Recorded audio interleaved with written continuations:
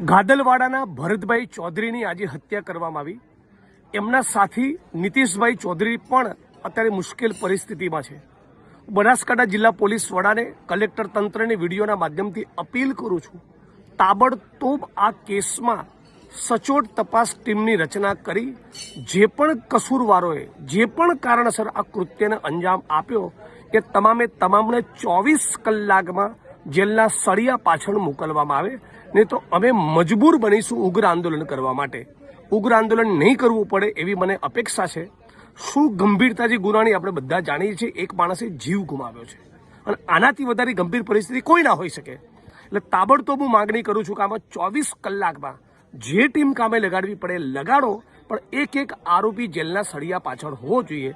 આ મારા વિધાનસભાના ભાઈ છે એટલા માટે નહીં, કોઈ પણ ગુજરાતના નાગરિક સાથે આવી ઘટના ના બનવી જોઈએ। એટલે આની પાછળ જે પણ માણસો હતા એમનું ષડયંત્ર શું હતું, એમનો ગુનાહિત ઇતિહાસ શું છે, આ બધું જ બહાર લાવવામાં આવે એવી માગણી કરું છું।